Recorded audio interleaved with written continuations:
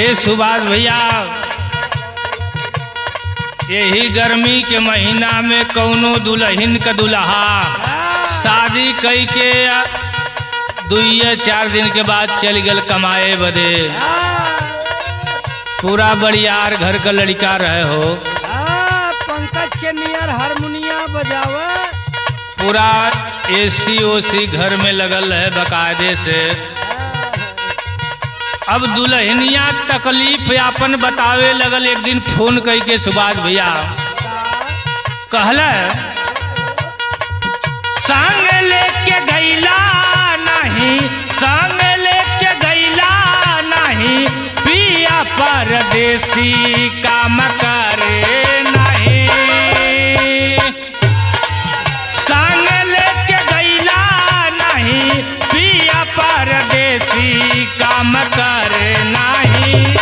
घर में लगौला जवन एसी काम करे नहीं।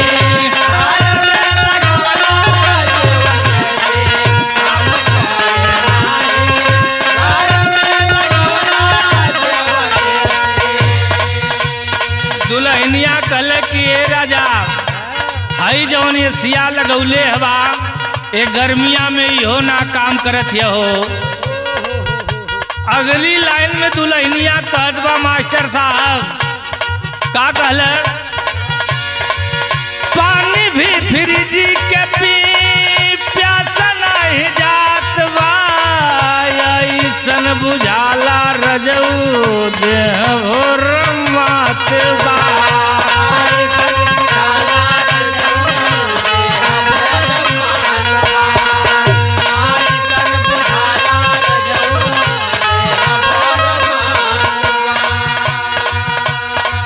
यह दुल्हनिया कहलत पानी भी फ्रिज के पी प्यास नहीं जात बा, ऐसन बुझाला रजऊ देह भोर मात बा।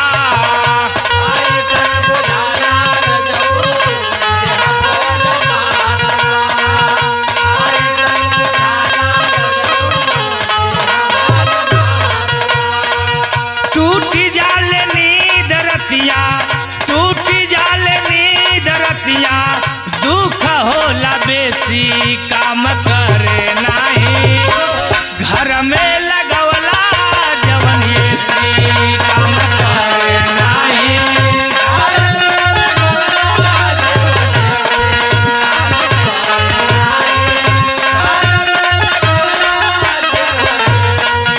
कहलस की फ्रिज का पनियो ना काम करत बा हो।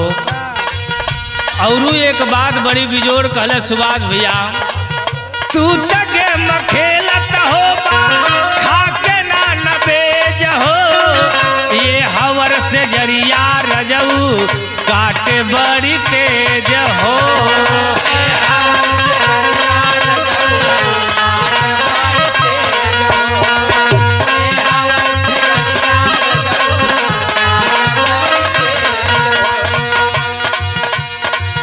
तू तगे मखेलत हो बा खाके ना नबेज हो, ये हवर से जरिया रजऊ काटे बड़ी तेज हो।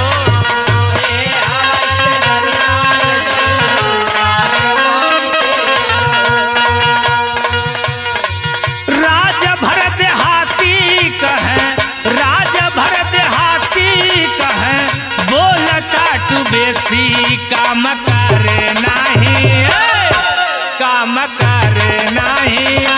घर में